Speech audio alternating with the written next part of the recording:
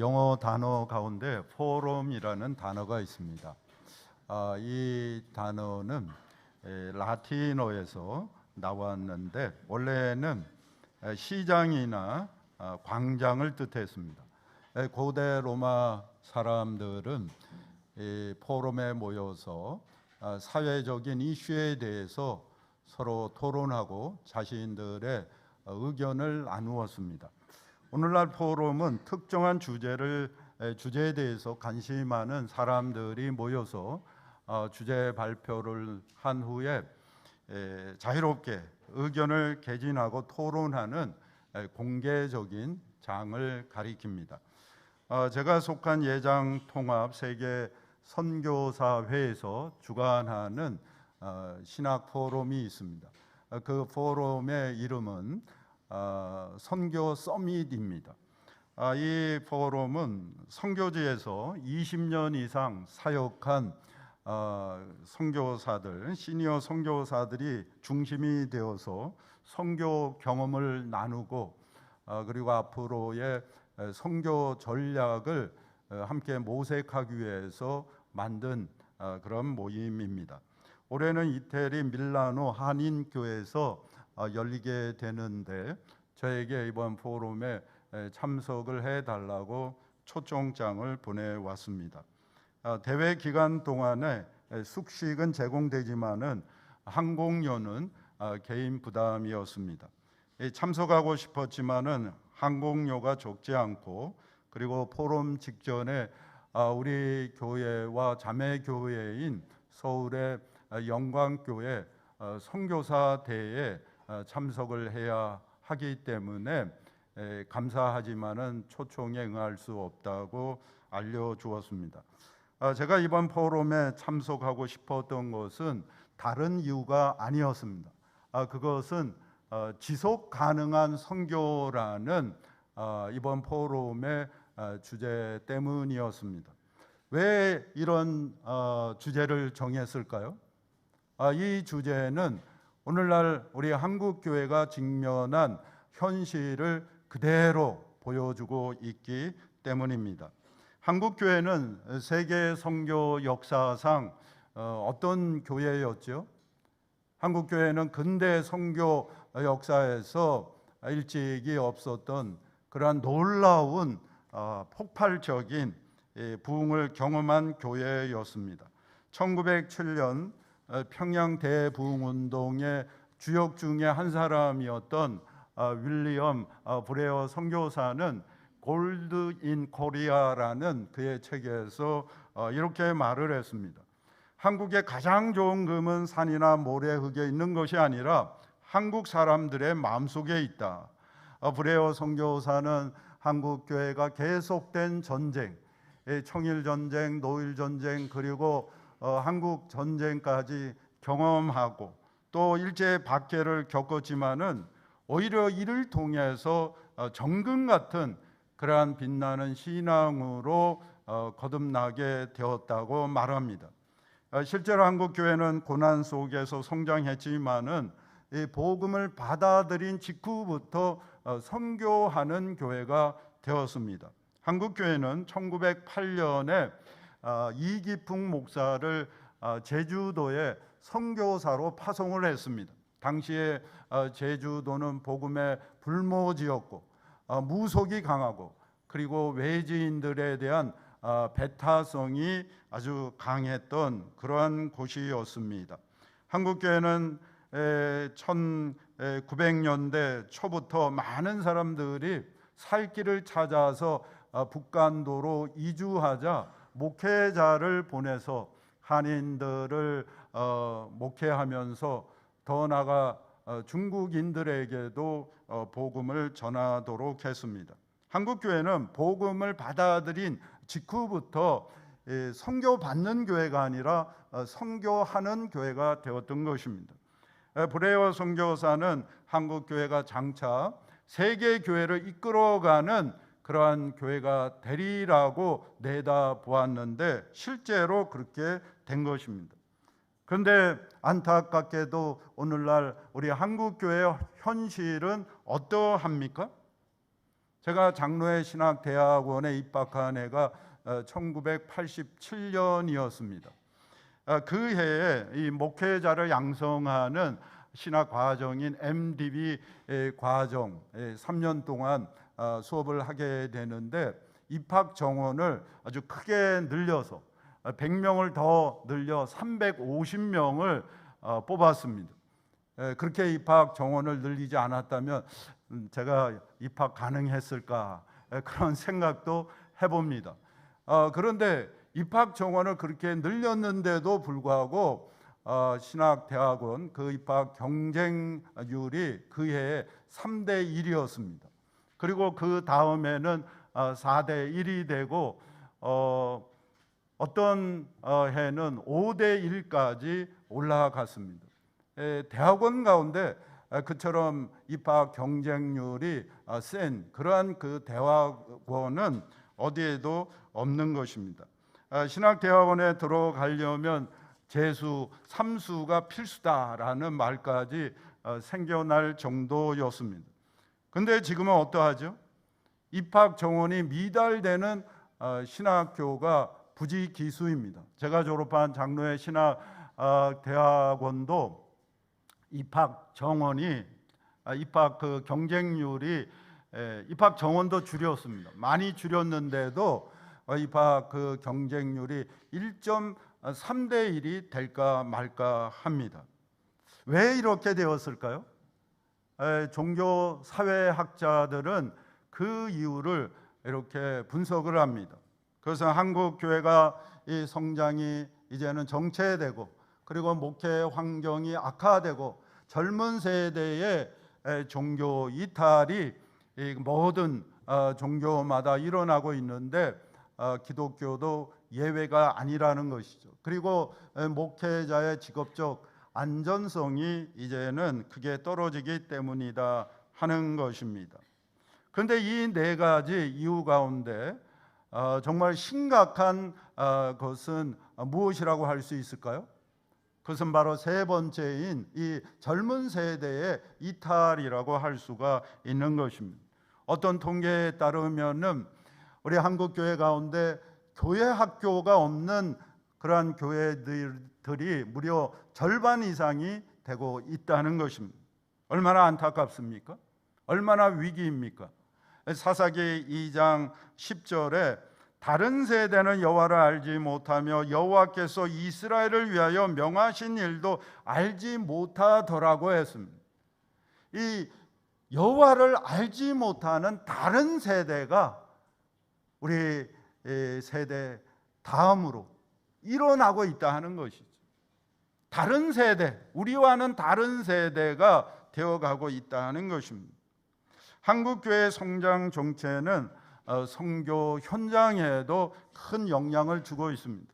한국교회는 1980년을 기준으로 했을 때 미국 다음으로 많은 선교사를 보낸 그러한 나라로 올라섰습니다.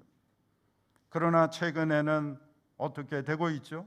신규 선교사 파송이 줄어들고 고령화로 은퇴하는 선교사들이 늘어나고, 그리고 선교 후원이 줄어들면서 일부 지역에서는 한국 선교사의 수가 40%까지 그렇게 줄어든 그런 지역들도 생겨나고 있다는 것입니다. 그래서 많은 사람들이 이렇게 질문을 합니다. 한국 교회 성장이 계속 정체되고 있는데 날로 세속화되는 세상 속에서 한국 교회가 과연 선교하는 교회로 존재할 수 있을까? 이 질문을 한마디로 요약하면 지속 가능한 선교를 할 수 있느냐 하는 것입니다. 성경은 이 물음에 어떻게 대답을 할까요? 놀라운 사실은 예수님께서는 처음부터 지속 가능한 선교를 하셨다는 것입니다. 선교는 누가 하죠? 선교는 교회가 하는 것입니까? 아닙니다. 선교는 그 하나님께서 하시고 하나님께서 맨 먼저 이 선교를 시작하신 것입니다. 성부 하나님께서 성자를 세상에 보내셨고 성자 예수님께서는 제자들을 세상에 보내시고 그리고 성령 하나님이 지금도 교회를 통해서 계속 선교하고 계신 것입니다. 그래서 선교는 인간의 계획이 아니라 삼위일체 하나님의 사역입니다. 이것을 신학적인 용어로 하나님의 선교, 미시오 데이라고 하는 것입니다. 이 선교의 주체는 삼위일체 하나님이시라는 것입니다. 예수님은 십자가의 죽으심과 부활하심을 통해서 이루신 복음이 예루살렘을 넘어서 땅끝까지 전해지도록 하시기 위해서 어떻게 하셨습니까? 예수님은 세 가지 원리를 통해서 지속 가능한 선교를 하셨다는 것입니다. 첫째는 제자화입니다. 뭐라고요? 네, 제자화다 하는 것이죠. 이 갈릴리에서 공생의 사역을 시작하신 예수님께서 제일 먼저 하신 일이 무엇이었죠? 제자를 부르시는 일이었습니다. 예수님께서는 몇 명을 특별히 제자로 부르셨죠? 12명이었습니다. 왜 예수님께서는 12명을 제자로 부르셨을까요? 성경에서 12은 전체를 상징하는 완전수입니다. 예수님께서는 12명을 제자로 부르심으로 모든 나라, 이 모든 민족에 대한 하나님의 구원의 의지를 분명하게 드러내 보여주신 것입니다. 예수님은 빌립보 가이사랴에서 베드로의 신앙 고백 후에 예수님의 순환에 대해서 미리 예고해 주시고 그때부터 사역의 중심을 제자 양육에 두셨습니다. 여러분, 믿음은 무엇으로 인함이죠? 믿음은 어디에서 생겨나는 것이죠? 들음에서 납니다. 믿음은 들음으로 나는 것이고 그리고 그 들음은 하나님의 말씀으로 인함인데 이 전하는 자가 없으면은 들을 수가 없는 것입니다. 예수님은 제자 양육을 통해서 제자들이 하나님의 말씀을 전할 수 있는 그러한 사람들이 되도록 하시기 위해서 제자 양육에 힘쓰므로 이 복음이 예루살렘을 넘어서 땅끝까지 전해질 수 있도록 하신 것입니다. 둘째는 현지화입니다. 현지화. 이 마가복음 5장 1절 말씀입니다. 예수께서 바다 건너편 거라사인의 지방에 이르러, 예수님께서 배를 타고 건너가신 이 거라사 지방은 어떤 곳이었죠? 그 땅은 유대인들이 먹지 않는 이 돼지를 치는 곳으로 이방인들이 사는 그런 곳이었습니다. 유대인들에게는 건너가서는 안 되는 부정한 땅이었던 것입니다. 그런데 예수님께서 제자들을 데리시고 이 바다 건너 그곳으로 건너가시면서 제일 먼저 만난 사람은 누구였죠? 그 사람은 군대 귀신 들린 사람으로서 부정한 자 중에 부정한 자였습니다. 사람들은 그를 새 사슬로 묶어 두려고 했습니다. 그를 사람으로 여기지 않았던 것이죠. 그는 무가치한 사람이었습니다. 차라리 존재하지 않는 것이 더 나아 보였던 그러한 사람이었습니다. 그러나 예수님은 폭풍치는 바다를 건너서 그를 찾아가신 것입니다. 예수님께서는 왜 이렇게 하신 것입니까? 그 이유가 무엇이죠? 마가복음 10장 45절입니다. 우리 같이 한번 읽어보겠습니다.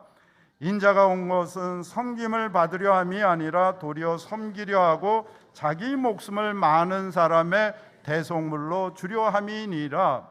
이 거라사 광인이야말로 하나님의 구원이 절대적으로 필요한 사람이었습니다. 예수님께서는 자기 목숨을 대속물로 주시고자 이 세상에 오셨는데 예수님께서 주시고자 하시는 자기 생명, 그 대속물에서 죄될 사람은 한 사람도 없는 것입니다. 예수님께서는 거라사 광인을 통해서 이 사실을 분명하게 보여주신 것입니다. 그런데 정신이 온전하여진 그를 본 사람들은 어떻게 했습니까? 15절입니다. 예수께 이르러 그 귀신 들렸던 자 곧 군대 귀신 집혔던 자가 옷을 입고 정신이 온전하여 앉은 것을 보고 두려워하더라. 그 사람들은 누구를 두려워한 것이죠? 이 정신이 온전하여진 군대 귀신 들렸던 그 사람을 두려워한 것입니까? 아닙니다. 그의 정신을 온전하게 하신 예수님을 두려워한 것입니다. 그들은 귀신들을 복종케 하시는 예수님의 절대적인 그러한 능력 앞에 두려움을 느낀 것입니다. 그런데 이어지는 16절 말씀을 보면 그들은 예수님께 그 지방에서 떠나가시기를 간구합니다. 이에 귀신 들렸던 자가 당한 것과 대지의 일을 본 자들이 그들에게 알림해 그들이 예수께 그 지방에서 떠나시기를 간구하더라. 왜 그들은 예수님을 붙잡지 않고 이렇게 예수님을 떠나가시기를 그렇게 원했던 것이죠? 그 이유가 뭘까요? 무려 2,000마리나 되는 자기들의 그 대지가 한순간에 다 사라졌기 때문인 것이죠. 그 대지들이 다 몰사했기 때문이었습니다. 귀신 들린 그 한 사람을 살리기 위해서 들어간 비용이 너무나 컸던 것입니다.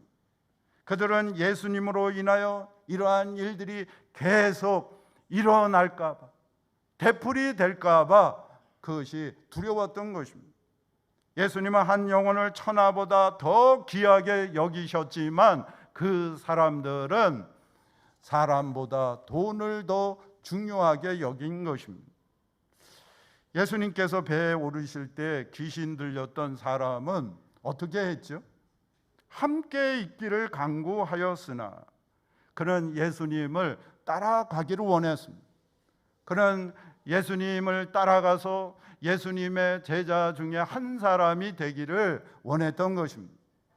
지금 말로 다시 표현하면은 그는 예수님 밑에서 신학 교육을 받기를 원하셨던 것이죠. 그런데 예수님께서는 이것을 허락지 아니하시고 그에게 다음과 같이 이르셨습니다. 우리 다 같이 읽어보겠습니다.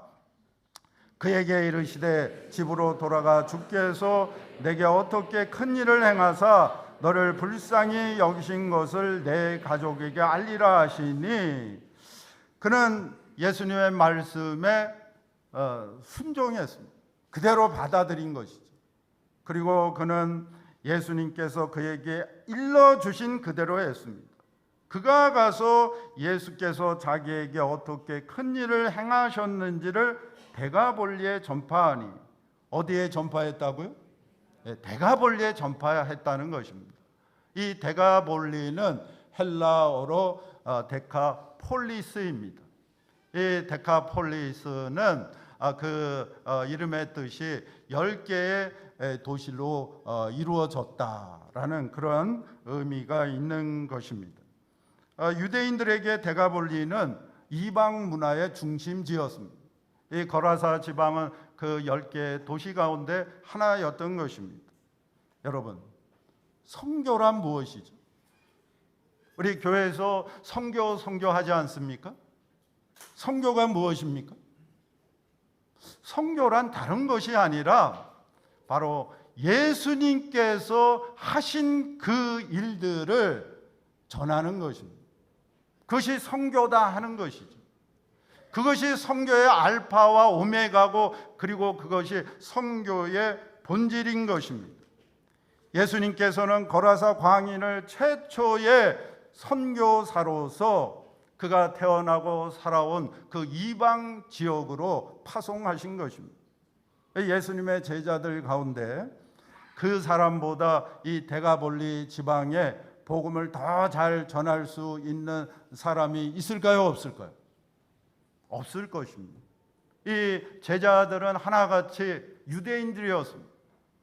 그들은 저 바다 건너편은 가서는 안 되는 그러한 부정한 땅이라고 여기고 있었던 그런 사람들이었던 것입니다.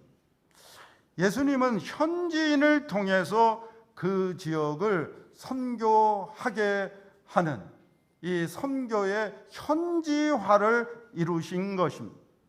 여러분, 우리가 베트남에서 사업하거나 또 이렇게 기업에서 일할 때 가장 많이 고심하는 것이 무엇이죠? 현지화 아닙니까? 어떻게 하면 이 현지화를 잘 이룰 수 있을까? 이것이 모든 일의 이 핵심이라고 할 수가 있는 것이죠. 그런데 예수님께서 이 선교의 현지화를 시도하셨다 하는 것입니다. 여러분, 예수님의 이러한 선교 전략이 성공을 했을까요? 실패했을까요? 성공했습니다. 마가복음 7장 31절에서 32절입니다. 우리 같이 읽어보겠습니다. 예수께서 다시 두로 지방에서 나와 시돈을 지나고 데가볼리 지방을 통과하여 갈릴리 호수에 이르시매 사람들이 기먹고 말 더듬는 자를 데리고 예수께 나와 안수하여 주시기를 간구하거늘. 예수님께서 데가볼리를 통과하여 이르신 갈릴리 호수는 어디였을까요? 마가복음 5장 1절 말씀에 비춰보면 그곳은 다른 곳이 아니라 바로 귀신 들렸던 그 사람이 무덤 사이에서 나와서 곧 예수님을 만났던 그 갈릴리 호수였을 가능성이 큰 것입니다. 그때 그 사람들은 예수님께 어떻게 했죠? 떠나주시기를 간구했습니다. 그런데 다른 사람들이 아닌 바로 그 사람들이, 그 데가볼리 지방의 사람들이 기먹고 말 더듬는 자를 예수님께 데리고 나와서 예수님께 안수하여 주시기를 간구하고 있는 것입니다. 이 구약에서 기먹고 말 더듬는 자를 고치는 것은 메시아 표적입니다. 오직 메시아가 아니면 할 수 없는 그런 일이었다 하는 것이죠. 그런데 예수님을 배척했던 그 데가볼리 지방의 사람들이 예수님께 나와서 예수님께 그 메시아가 아니고서는 할 수 없는 이 기먹고 말 더듬는 자를 지금 고쳐달라고 그렇게 간구하고 있는 것입니다. 여러분, 얼마나 참 놀라운 반전의 역사입니까? 어떻게 이러한 그 반전이 일어나게 된 것이죠? 예수님께서 거라사 광인의 그 청을 들어주지 아니하시고 그를 통해서 선교의 현지화를 이루셨기 때문인 것입니다. 그래요, 가시떨기밭과 같았던 그 데가볼리 사람들이 30배, 60배, 100배의 결실을 맺는 좋은 밭으로 변하게 되었던 것입니다. 그것이 그 한 사람, 이 거라사 광인을 통해서 일어나게 된 것입니다. 셋째는 평신도 선교사화입니다. 셋째가 뭐라고요? 평신도의 선교사화라는 것이죠. 이 군대에 귀신 들렸던 자는 예수님과 함께 하기를 원했죠. 예수님 따라가서 예수님의 제자가 되기를 바란 것입니다. 그러니까 신학 교육을 제대로 받고 목회자가 되기를 원했다 하는 것이죠. 그런데 예수님께서는 그것을 허락하지 아니하시고 집으로 돌아가라고 했습니다. 그리고 주께서 내게 어떻게 큰 일을 행하사 너를 불쌍히 여기신 것을 내 가족에게 알리라고 하신 것입니다. 예수님께서는 그를 목회자 선교사가 아니라 평신도 선교사로 그 집으로 보내신 것입니다. 그리하여 그가 집으로 돌아가서 그의 삶의 현장 속에서 만나는 사람들에게 예수님께서 그를 어떻게 불쌍히 여기셨고 그리고 어떤 놀라운 일을 행했는가를 전하기 시작한 것입니다. 그리했을 때 어떤 일이 일어났죠? 모든 사람이 놀랍게 여기더라. 왜 모든 사람들이 놀랍게 여겼을까요? 이 데가볼리 사람들 가운데 그가 어떤 사람인지 모르는 사람이 없었기 때문이었습니다. 그는 귀신도 그냥 귀신이 아니었어요. 이 군대 귀신 들린 그러한 사람이었다 하는 것이죠. 아무도 그를 힘으로 제어할 수 없었던 것입니다. 그는 그 지방에서 호가 난 사람입니다. 그 사람은 무가치한 사람은, 그리고 사람들마다 그를 바라보면서 저 사람은 차라리 없는 것이 더 나은 사람이 아닌가, 그렇게 생각했던 사람이었던 것입니다. 그런데 이런 그가 정신이 온전해진 것은 그야말로 기적 중에 기적이 아닐 수가 없는 것이죠. 그를 알았던 모든 사람들은 예수님이 나를 이렇게 고쳐주셨습니다, 예수님이 나를 새 사람 되게 하셨습니다 라고 전했을 때 누구도 그의 말을 부정할 수가 없었던 것입니다. 모든 사람들이 귀를 열고 그의 말을 듣지 않을 수가 없었던 것입니다. 많은 사람들이 이렇게 질문을 합니다. 한국교회 성장이 감소되고 있고, 그리고 선교사 파송도 줄어들고 있는데 21세기에도 한국교회가 여전히 세계 선교에 이바지할 수 있을까? 여러분은 이 질문에 어떻게 대답하시겠습니까? 누가 저에게 묻는다면 저는 주저없이 힘차게 예스라고 대답을 합니다. 그리고 그 길은 다른 데 있는 것이 아니라 바로 전 세계에 흩어져 있는 705만 명에 달하는 디아스포라에 있다고 말을 합니다. 한국교회가 쇠퇴해서 한 사람의 선교사도 보낼 수 없는 지경이 됐다 할지라도 한국교회가 이 흩어져 있는 705만 명의 디아스포라를 어떻게 제자화하고, 그리고 그들을 어떻게 선교 동력화하느냐에 따라서 한국 교회의 미래와 선교가 결정된다 하는 것입니다. 여러분, 한국 교회가 세계 선교에 여전히 기여할 수 있는 가장 큰 힘은 바로 디아스포라에게 있는 것입니다. 제가 베트남에 나온 지가 벌써 30년이 넘었는데, 그때 몇 년 지났을 때요, 얼마 되지 않았을 때 2년인가 3년 지났을 때 처음으로 인도 차이나 선교사 대회가 열리게 되었습니다. 그래서 인도 차이나 5개국의 선교사들이 모여서 선교 대회를 했는데, 제가 그때 가족과 함께 참석을 했습니다. 여러 가지 강의가 있고, 그리고 또 분과 토론이 있었습니다. 어떤 분과는 문서 선교, 또 학원 선교, 또 교회 개척 선교, 다양한 그러한 분과들이 있었는데 디아스포라 선교 분과는 없었습니다. 그런데 오늘날 선교 대회가 열리면은 가장 주목받고, 그리고 가장 중요한 분과로 다루어지는 그러한 분과가 바로 디아스포라 선교 분과다 하는 것이죠. 그것은 무엇을 말하는 것이죠? 한국교회 선교의 그 힘은 이제 디아스포라에 있다 하는 것입니다. 여러분 믿습니까? 네. 저와 여러분이 바로 디아스포라인 것이죠. 여러분, 우리는 이 한국교회 미래와 선교를 짊어지고 있는 디아스포라입니다. 우리가 어떻게 이 선교 사역에 참여하느냐에 따라서 한국교회 미래가, 그리고 한국교회 선교가 결정이 난다고 해도 과언이 아니다 하는 것입니다. 예수님은 처음부터 지속 가능한 선교를 하셨습니다. 예수님께서 먼저 지속 가능한 선교를 하심으로 복음이 예루살렘을 넘어서 온 유다와 사마리아, 그리고 땅끝을 향해서 퍼져나갈 수가 있었던 것입니다.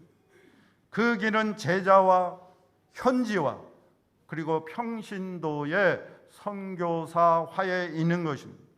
선교는 이 전문적인 신학 교육과 그리고 선교 훈련을 받은 사람만이 할 수 있는 것이 아닙니다.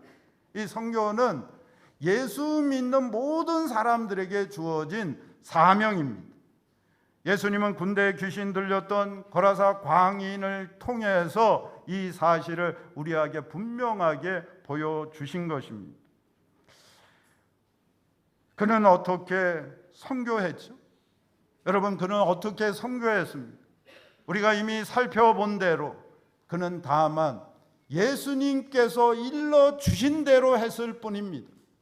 예수님께서 일러주신 대로 주님께서 그에게 어떻게 큰 일을 행하시고 그리고 어떻게 그를 긍휼히 여겨셨는가를 만나는 사람들마다 전한 것입니다. 그리했을 때 모든 사람들이 그의 말을 듣고 놀랍게 여겼다는 것이죠. 어떤 신학적인 설교보다 더 엄청난, 더 큰 그러한 은혜와 그러한 그 감동이 임한 것입니다. 사랑하는 성도 여러분, 오늘날에도 이 거라사 광인과 같은 그러한 변화의 이야기가 계속되고 있습니다. 하나님은 어제나 오늘이라 항상 동일하신 분이시기 때문인 것입니다. 우리 교회가 사용하고 있는 이 묵상집 큐티인에는 예수님께서 어떻게 한 사람을 변화시키셨는가 하는 그러한 내용의 간증들이 많이 실려 있습니다. 오늘 본문에도 그러한 간증이 실려 있는데 이 큐티인에 실려 있는 그 간증을 제가 한번 읽어 보겠습니다. 알고 보니 광인. 어릴 적부터 어머니를 따라 교회에 다닌 저는 겉보기에 겸손하고 믿음 좋은 교회 오빠였습니다. 그러다 선교단체에서 아내를 만나 행복을 약속하며 결혼했습니다. 하지만 잡은 물고기에게 먹이를 안 주듯 아내를 향한 저의 마음은 차갑게 식었고 오히려 저는 함께 살면서 보게 된 아내의 답답한 모습에 화를 냈습니다. 만둣국에 어묵을 넣었다고 화를 내는 등 사소한 일로 아내에게 윽박 지르며 상처를 주었습니다. 또한 ADHD와 불안, 강박이 있는 두 아들을 키우느라 힘들어한 아내를 위로하기는커녕 양육 방법이 잘못되었다며 정죄했습니다. 저의 분노는 자녀들에게도 이어졌습니다. 제 말을 듣지 않는 아이들의 모습에 급격히 격분하여 아이들에게 소리 지르며 협박하고 심하게 때리기까지 했습니다. 더러운 귀신 들린 사람인 저를 가정에서는 아무도 제어하지 못했습니다. 아이들에게 밤낮 소리 지르고 말과 행동으로 아내를 정죄하면서 뒤로는 음란을 즐기며 제 몸을 해쳤습니다.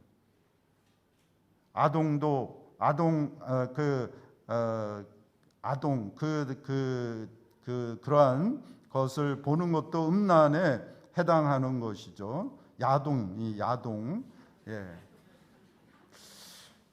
그것도 음란이다 하는 것입니다. 그러나 저는 지인의 소개로 큐티하는 교회 공동체로 인도되었습니다. 이후 말씀을 묵상하며 유아로 힘든 아내가 내 무관심으로 상처받고 또 나의 일관성 없는 모습에 아이들이 많이 불안했겠다 하고 깨달아졌습니다. 그러자 제가 100% 죄인임이 인정되었습니다. 예수님의 말씀과 공동체를 통해 저를 만나 주시지 않았다면 저는 저와 가족을 객관적으로 보지 못하고 군대 귀신과 같은 죄 속에 음란과 교만을 쫓아내지도 못했을 것입니다. 여전히 되어야 함이 없지만 교회 소그룹 리더로 불러주셔서 귀신 들렸던 모습을 나누며 지체들을 섬기게 하신 하나님 감사합니다. 성도 여러분, 예수님께서는 어떻게 여러분을 불쌍히 여기시고 여러분의 삶 속에 역사하셨습니까? 내가 만난 주님을 나의 집과 이웃들에게 증거할 때 지속 가능한 선교가 나를 통해 이루어지게 되는 것입니다. 예수 그리스도를 거부했던 사람들이 예수 그리스도 앞에 나오게 되는 것입니다. 저 사람은 결코 예수를 믿을 것 같지 않았던 사람이 예수 믿는 놀라운 역사들이 일어나게 된다는 것입니다. 선교는 특별한 대단한 사람들만이 하는 것이 아닙니다. 예수 믿는 사람들, 예수님을 만난 사람들이 하는 것입니다. 하나님은 거라사 광인처럼 세상의 미련한 것들을 택하사 세상의 지혜로운 자들을 부끄럽게 하십니다. 지속 가능한 선교와 영혼 구원의 비밀은 예수님께서 그 거라사 광인을 회복시키시고 그를 집으로 보내시면서 그에게 일러주신 그 말씀 속에 다 담겨 있는 것입니다. 집으로 돌아가 주께서 내게 어떻게 큰 일을 행하사 너를 불쌍히 여기신 것을 내 가족에게 알리라. 선교는 특별한 사람들이 하는 것이 아닙니다. 예수님 만난 사람들이 하는 것입니다. 선교는 예수님께서 나를 얼마나 불쌍히 여기시고 그리고 어떤 놀라운 일을 행하셨는지 그것을 집과 이웃들에게 전하는 것, 그것이 바로 선교인 것입니다. 이러한 선교, 지속 가능한 선교가 저와 여러분 그리고 우리 교회를 통해서 일어나기를 주님의 이름으로 축원합니다. 아멘.